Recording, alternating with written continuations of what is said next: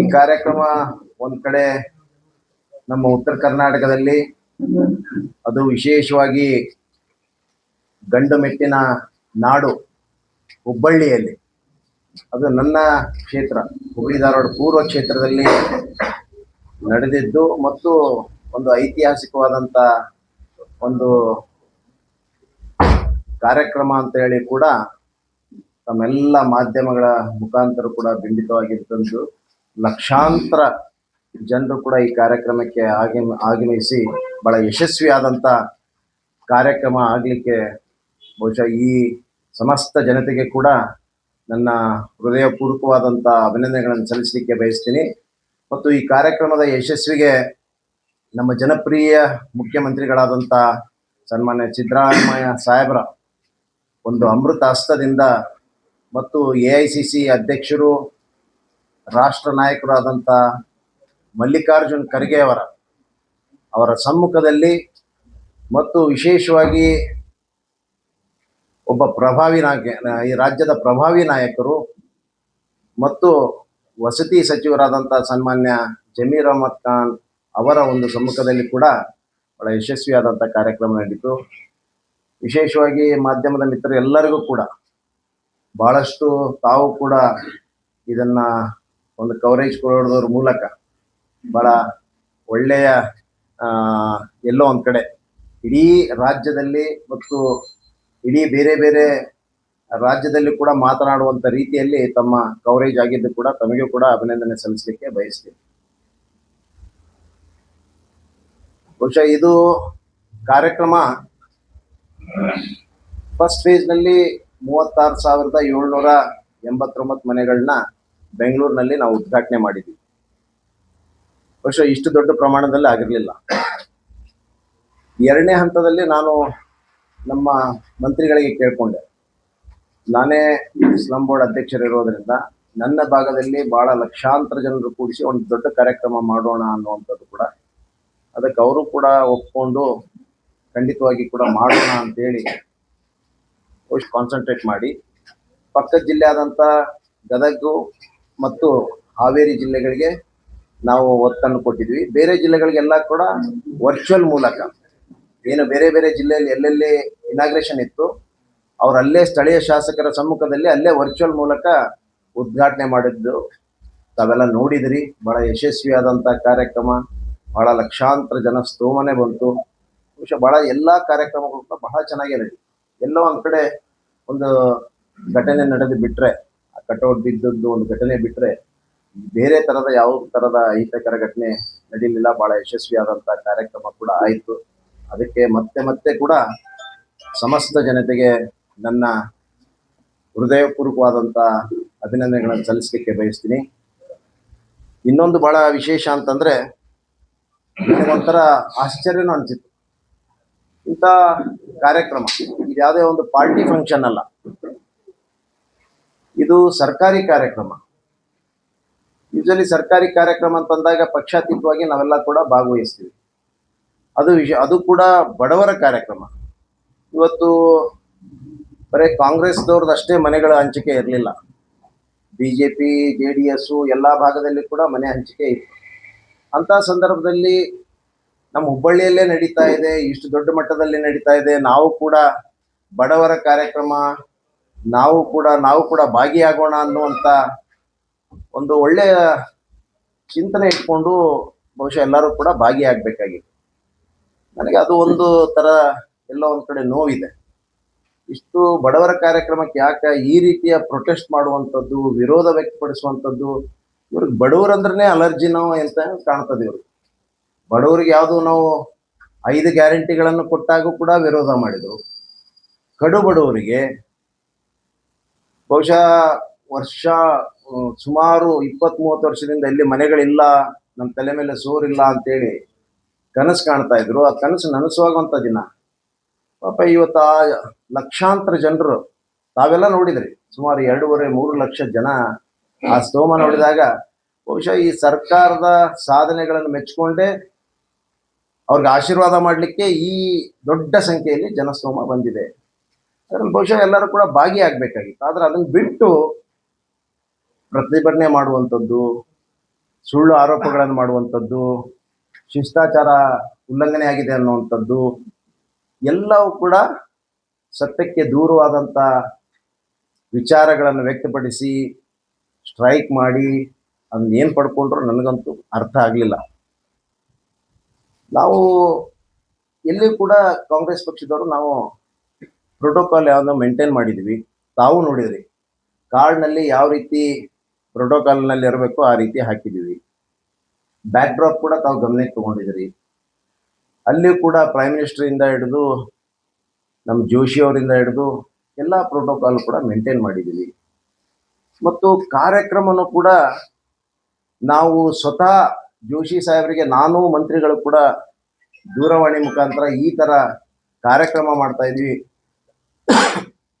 ನಿಮ್ಮ ಮನೆಗೆ ಇನ್ವೈಟ್ ಮಾಡ್ಲಿಕ್ಕೆ ಬರ್ಬೇಕು ಸರ್ ಅಂತಂದಾಗ, ಇಲ್ಲ ನಾನು ಇರೋದಿಲ್ಲ, ನಾನು ಇರೋಕ್ಕಾಗ ನಾನು ಬೇರೆ ಕಡೆ ಹೋಗ್ತಾ ಇದ್ದೀನಿ ಅನ್ನುವಂಥ ಮಾತನ್ನು ಕೂಡ ಹೇಳಿದರು. ಅರವಿಂದ್ ಬೆಲ್ಲದ ಮನೆಗೆ ಹೋಗಿದ್ದೀನಿ. ಇವತ್ತು ನಮ್ಮ ಹೊರಟ್ಟಿ ಸಾಹೇಬ್ರ ಮನೆಗೆ ಹೋಗಿದ್ವಿ, ಅವ್ರಿಗೂ ರಿಕ್ವೆಸ್ಟ್ ಮಾಡ್ಕೊಂಡಿದ್ವಿ. ಇದು ಸರ್ಕಾರಿ ಕಾರ್ಯಕ್ರಮ ಇರೋದ್ರಿಂದ ಎಲ್ಲರನ್ನೂ ಇನ್ವೈಟ್ ಮಾಡೋಣ, ಎಲ್ಲರನ್ನೂ ಕೂಡಿಸ್ಕೊಂಡು ಒಳ್ಳೆ ಕಾರ್ಯಕ್ರಮ ಮಾಡೋಣ ಅನ್ನೋಂಥ ಒಳ್ಳೆ ವಿಚಾರವನ್ನು ಇಟ್ಕೊಂಡು ನಾವು ಈ ಕಾರ್ಯಕ್ರಮ ಮಾಡಿದ್ದೀವಿ.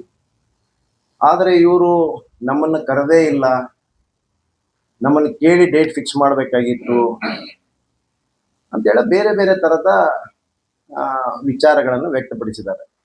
ಇದು ನಿಮಗೆ ನಮಗೆ ಎಲ್ಲರಿಗೂ ಕೂಡ ಮಾಧ್ಯಮದ ಮೂಲಕ ಗೊತ್ತಿದೆ. ಸುಮಾರು ಎರಡು ಬಾರಿ ಇದು ಪ್ರೋಗ್ರಾಮ್ ಫಿಕ್ಸ್ ಆಗಿ ಕ್ಯಾನ್ಸಲ್ ಆಗಿದ್ದು.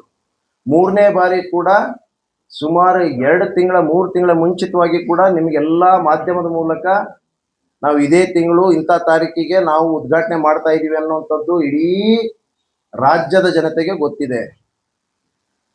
ನಾವೇನು ಆ ರೀತಿ ಏಕಾಏಕಿ ಒಂದು ವಾರದಲ್ಲಿ ಫಿಕ್ಸ್ ಮಾಡಿದಂಥದ್ದಲ್ಲ. 3 ತಿಂಗಳ ಮುಂಚಿತವಾಗಿ ನಿಮ್ಗೆಲ್ಲರಿಗೂ ಕೂಡ ನೀವು ಕೂಡ ಕೇಳಿದ್ರಿ, ಈ ಡೇಟ್ ಗ್ಯಾರಂಟಿನೋ ಮತ್ತು ಇಲ್ಲೋ, ಮತ್ತು ಈ ಡೇಟನ್ನೆಲ್ಲಾದರೂ ಮುಂದೆ ಹಾಕ್ತಿರೋ ಅನ್ನೋಂಥ ಮಾತನ್ನು ಕೂಡ ನೀವು ಕೇಳಿದಿರಿ. ಆದರೂ ಇವರು ಸುಳ್ಳು ಹೇಳುವಂಥದ್ದು ಬಹಳ ವಿಚಿತ್ರ ಅಂತಂದರೆ, ಆ ಮನೆಗಳ ಮುಂದೆ ಹೋಗ್ಬಿಟ್ಟು ಅಲ್ಲಿ ಫೋರ್ಸ್ ಕೊಟ್ಟು ಇದು ಯಡಿಯೂರಪ್ಪ ಅವ್ರ ಟೈಮ್ನಲ್ಲಿ ಭೂಮಿ ಪೂಜೆ ಮಾಡಿದ್ದು ಅಂತ ಹೇಳ್ತಾರೆ.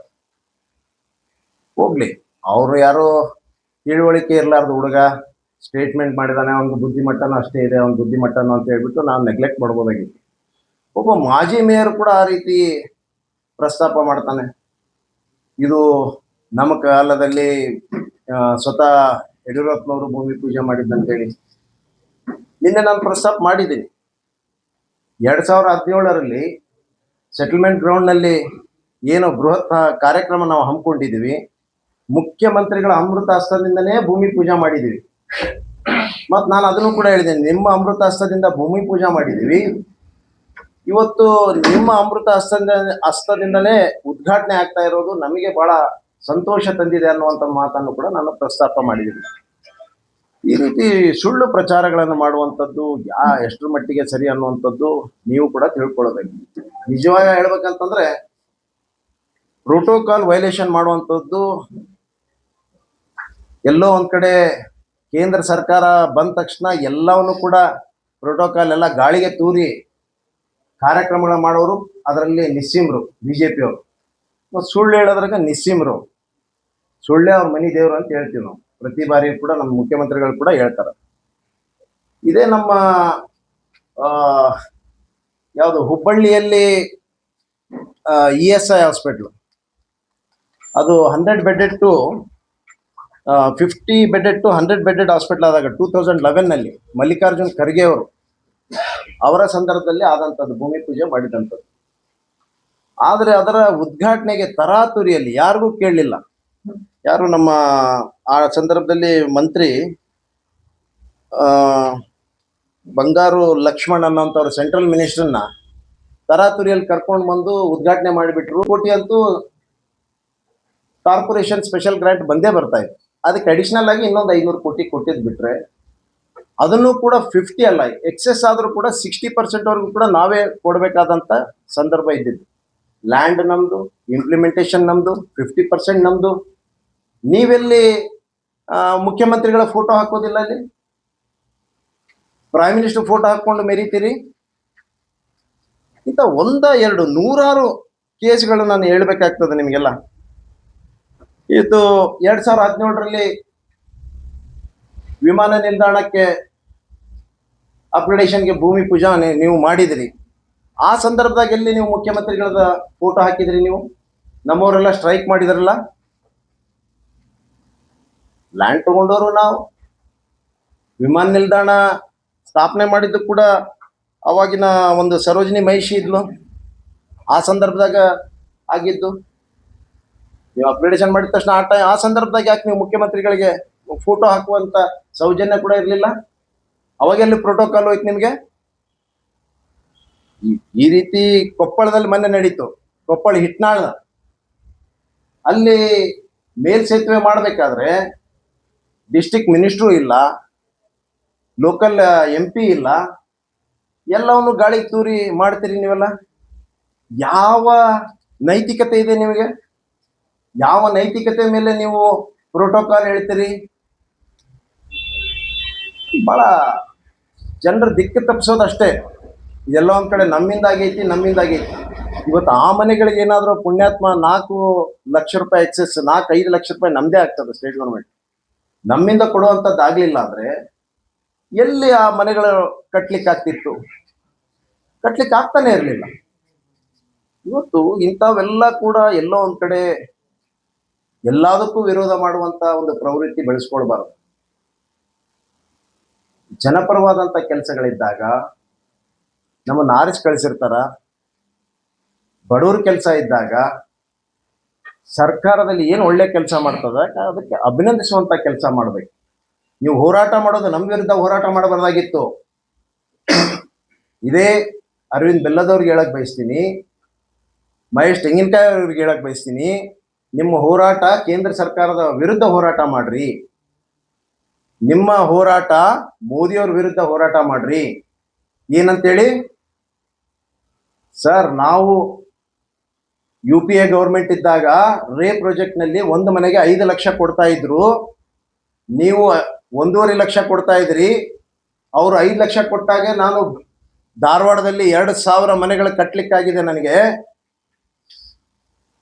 ಅದು ನಮ್ಮ UPA ಸರ್ಕಾರದ ಒಂದು ಕೊಡುಗೆ. ಅದು ಇವತ್ತು ನಾನು ಅದ್ಭುತವಾದಂಥದ್ದು ಧಾರವಾಡದಲ್ಲಿ ಕಟ್ಟಿದ್ದೀನಿ ಅಂತ ಅವ್ರ ವಿರುದ್ಧ ಹೋರಾಟ ಮಾಡ್ರಿ. ನೀವು ಅವ್ರಿಗೆ ತಿಳಿಸ್ರಿ, ನೀವು ಕೊಡುವಂಥದ್ದು 1.5 ಲಕ್ಷ 18% GST ಅಂತ ಮನೆಗಳ ಮೇಲೆ, ಬಡವರ ಮನೆಗಳ ಮೇಲೆ GST ಹಾಕ್ಬೇಡ್ರಿ, GST ತೆಗೀರಿ.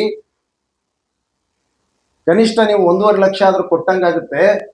ಇಲ್ಲ ಅಂದ್ರೆ ನಿಮ್ಮ ಕೊಡುಗೆ ಒಂದು ಮನೆಗೆ 7.5 ಲಕ್ಷ 6 ಲಕ್ಷ ಮನೆಗಳಿಗೆಲ್ಲ ಕೂಡ ನಿಮ್ಮ ಕೊಡುಗೆ ಕೇವಲ 20 ಸಾವಿರ ಆಯ್ತು ಅಂತಂದ್ರೆ ಅದಕ್ಕೆ ಏನು ಅರ್ಥ ಇಲ್ಲ. ಯಾವ ಒಂದು ನೈತಿಕತೆಯಲ್ಲಿ ನಮ್ಮ ಮನೆಗಳು ನಾವು ಕೊಟ್ಟಿದ್ದೀವಿ ಅನ್ನುವಂಥದ್ದು ಯಾವ ರೀತಿ ಹೇಳ್ತೀರಿ ನೀವು? ನಮ್ಗೆ ಕೊಟ್ಟಂತ GST ಆದ್ರೂ ಸರಿಯಾಗಿ ನೀವು ವಾಪಸ್ಸು ನ್ಯಾಯಯುತವಾಗಿ ನಾವು ಮಾಡಿದ ಕೂಲಿಗೆ, ಆ ಕೂಲಿಗಾದ್ರೂ ಆ ಬೆಲೆನಾದ್ರೂ ಕೊಡ್ತೀರಾ ನೀವು? ಉತ್ತರ ಪ್ರದೇಶಕ್ಕೊಂದು ಕೊಡ್ತೀರಿ, ಕರ್ನಾಟಕಕ್ಕೊಂದು ಕೊಡ್ತೀರಿ ನಮ್ಮ GST. ಇಷ್ಟೆಲ್ಲ ಇದ್ಕೊಂಡು ನಿಮ್ಮ ವೈಫಲ್ಯಗಳನ್ನು ಇಟ್ಕೊಂಡು ಜನರಿಗೆ ದಿಕ್ಕು ತಪ್ಪಿಸುವಂತ ಕೆಲಸ ನೀವ್ಯಾರು ಕೂಡ ಮಾಡಬಾರದು ಅಂತೇಳಿ ಬಹುಶಃ ಆದರೂ ಕೂಡ ಬಹಳ ಅದ್ಭುತವಾದಂಥ, ಬಹಳ ಅಚ್ಚುಕಟ್ಟಾದಂಥ, ಬಹಳ ಕ್ವಾಲಿಟಿ ಮೇಂಟೈನ್ ಮಾಡಿ, ಬಹಳ ಕಷ್ಟಪಟ್ಟು ನಾವೆಲ್ಲ ಬಹಳ ನಿಗಾ ವಹಿಸಿ, ಬಡವರು ಕೂಡ ಈ ರೀತಿ ಮನೆಯಲ್ಲಿ ಇರಬೇಕು ಅಂತೇಳಿ ಬಹಳ ನಿಗಾ ವಹಿಸಿ, ಬಹುಶಃ ಬಡವರೆಲ್ಲ ಬಂದು ನೋಡಿದಾಗ 10 ಸರಿ ವಿಚಾರ ಮಾಡಿದ್ರಿ, ಇದು ನಮಗೆ ಕೊಡ್ತೀರೇನ್ರಿ, ಇಂಥ ಅದ್ಭುತವಾದಂಥ ಮನೆಗಳನ್ನ ನಮಗೆ ಕೊಡ್ತೀರಾ ನೀವು ಅಂತೇಳಿ.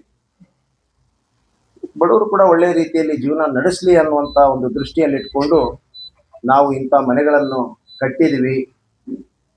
ಬಹುಶಃ ಜನರಿಗೆ ಇನ್ನೂ ಕೂಡ ಈ ರೀತಿಯ ಮನೆಗಳು ಕೂಡ ಮುಂದಿನ ದಿನದಲ್ಲಿ ಹೆಚ್ಚು ಮನೆಗಳನ್ನ ಕೊಡುವಂತ ಒಂದು ನಿರ್ಧಾರವನ್ನು ತೆಗೆದುಕೊಂಡಿದ್ದೀವಿ. ನನಗೆ ಬಹಳ ಖುಷಿ ಅಂತಂದ್ರೆ, ಸ್ಲಮ್ ಬೋರ್ಡ್ ಚೇರ್ಮನ್ ಆಗಿ ನನಗೆ ಇಂಥ ಒಳ್ಳೆ ಅವಕಾಶ ಸಿಕ್ತಲ್ಲ, ಇಂಥ ಒಳ್ಳೆ ಕೆಲಸ ಮಾಡುವಂತ ಒಂದು ಇಂಥ ಮತ್ತೇನು 5 ಗ್ಯಾರಂಟಿಗಳ ನಡುವೆ ಕೂಡ 50-56 ಕೋಟಿಗಳ ಏನು ಬಹಳ ಆರ್ಥಿಕ ಹೊರೆ ಇದ್ರೂ ಕೂಡ ಅದರ ಹೊರತಾಗಿ ಕೂಡ ಇಷ್ಟು ಒಳ್ಳೆ ಕೆಲಸ ಮಾಡಲಿಕ್ಕೆ ನನ್ನ ಮುಖ್ಯಮಂತ್ರಿಗಳು, ನನ್ನ ಮಂತ್ರಿಗಳಾದಂಥ ಜಮೀರ್ ಅಹ್ಮದ್ ಖಾನ್ ಅವರ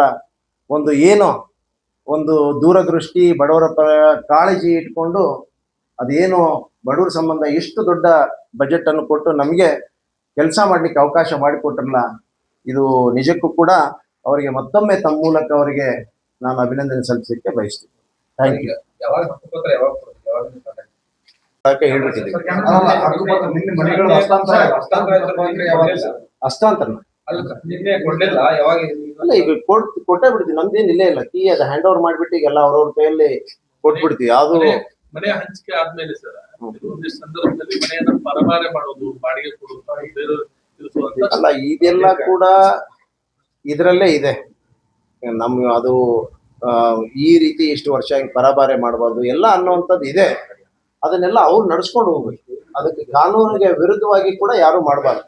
ಇದು ನಿಮಗೆ ಒಳ್ಳೆಯ ಒಂದು ದೃಷ್ಟಿ ಇಟ್ಕೊಂಡು ನಿಮ್ ಜೀವನದಲ್ಲಿ ಇದೊಂದು ಒಳ್ಳೆಯ ಸೂರನ್ನು ಕೊಡ್ಬೇಕಂತ ಇಟ್ಕೊಂಡು ಮಾಡಿದೀವಿ. ಅದನ್ನ ನೀವು ಬೇರೆ ರೀತಿಯಲ್ಲಿ ದುರುಪಯೋಗ ಪಡಿಸ್ಕೊಳ್ಳುವಂತ ಕೆಲಸ ಆಗ್ಬಾರ್ದು ಅಂತ ಹೇಳಿ ಕೇಳ್ಕೊತೀವಿ ನಾವು. ಬಿಜೆಪಿ ಆರೋಪ ಏನಂದ್ರೆ ಸರ್, ನೀವೆಲ್ಲರೂ ಕಳಿಸಿದ್ರು ಅಲ್ಲಿ ಒಬ್ಬರಿಗೆ ಕೇಸ್ ಮೇಲೆ ಬಿಟ್ರೆ ಕೊಡ್ಲಿಲ್ಲ ನಾವು ಅಲ್ಲಲ್ಲ, ನಾನು ಹೇಳ್ತೀನಿ ಅಲ್ಲ, ಹಕ್ಕುಪತ್ರ ಕೊಡುವಂಥದ್ದು ಏನಾಯ್ತು, ಇನ್ ಜನರಲ್ ಆಗಿ ಕೆಲವರಿಗೆ ಕೊಡುವಂಥದ್ದು ಕೊಟ್ಟಿದ್ದೀವಿ. ಉಳಿದಂಥದ್ದು ಈಗ ಹಕ್ಕುಪತ್ರ ಎಲ್ಲ ರೆಡಿ ಇದೆ. ನಿನ್ನೆ ಲಕ್ಷಾಂತರ ಜನರು ಆ ಕ್ರೌಡ್ ತಾವು ನೋಡಿದ್ರಿ. ನಿರೀಕ್ಷೆ ಮೀರಿ ಕ್ರೌಡ್ ಬಂದಿದೆ. ಅದನ್ನ ಇಮಿಡಿಯೇಟ್ ಆಗಿ ಎಲ್ಲಾನು ಕೂಡ ಡಿಸ್ಪೋಸ್ ಕೊಟ್ಟೇ ಬಿಡ್ತೀವಿ, ಯಾವುದೂ ಇಡೋದಿಲ್ಲ. ಮನೆಗಳು ಯಾವಾಗ ಹಸ್ತಾಂತರ ಸರ್? ಈಗಾಗಲೇ ಏನಾದ್ರೆ ಸಮಯನೇ ತೆಗೆದುಕೊಳ್ಳೋದಿಲ್ಲ, ಇಮಿಡಿಯೇಟ್ ಕೊಟ್ಬಿಡ್ತೀವಿ. 2 ದಿನದಲ್ಲಿ ಎಲ್ಲ ಹ್ಯಾಂಡ್ ಓವರ್ ಮಾಡಿ ಮುಗಿಸ್ಬಿಡ್ತೀವಿ. ಮೇಂಟೆನೆನ್ಸ್ಗೂ ಕೂಡ ನಾನು ವಿಚಾರ ಮಾಡಿದ್ದೀನಿ. ಒಂದು ಒಳ್ಳೆ ಶಾಪಿಂಗ್ ಕಾಂಪ್ಲೆಕ್ಸ್ ಮಾಡ್ಬೇಕಂತ ಹೇಳಿ ಮುಂದೆ ಜಾಗ ಇಟ್ಕೊಂಡಿದ್ದೀವಿ. ಅದಕ್ಕೂ ಕೂಡ ದುಡ್ಡು ಅಲೋಕೇಶನ್ ಮಾಡಿಬಿಟ್ಟು ಇಮಿಡಿಯೇಟ್ ಆಗಿ ಒಂದು ಶಾಪಿಂಗ್ ಕಾಂಪ್ಲೆಕ್ಸ್ ಮಾಡಿ ಅದರಿಂದ ಬರುವಂತ ಆದಾಯದ ಮೂಲಕ ಅದನ್ನಿಲ್ಲ ಅಂದ್ರೆ ಸಂಪೂರ್ಣವಾಗಿ ಹದಗೆಟ್ಟು ಹೋಗ್ತದೆ. ಅದಕ್ಕೆ ಅದನ್ನ ಮೇಂಟೈನ್ ಮಾಡಲಿಕ್ಕೆ ಆ ಶಾಪಿಂಗ್ ಕಾಂಪ್ಲೆಕ್ಸ್ ಮಾಡಿ ಅದರ ಒಂದು ಬಾಡಿಗೆ ಆಧಾರದ ಮೇಲೆ ಅಲ್ಲಿ ಮೇಂಟೈನ್ ಮಾಡ್ಬೇಕನ್ನೋಂಥದ್ದು ಕೂಡ ಚಿಂತನೆ ಮಾಡಿ. ಇಲ್ಲ, ಇದನ್ನು ಖಂಡಿತವಾಗಿ ಕೂಡ ನಮ್ಮ ಅಂಡರೇ ಇಟ್ಕೊಂತೀವಿ. ಸ್ಲಮ್ ಬೋರ್ಡ್ ಅಂಡರೇ ಇಟ್ಕೊಂಡು ಅಟ್ಲೀಸ್ಟ್ ಆ ಸೋರ್ಸ್ನಿಂದ ನಾವು ಮೇಂಟೈನ್ ಮಾಡುವಂತ ಕೆಲಸ ನಾವು ಮಾಡ್ತೀವಿ.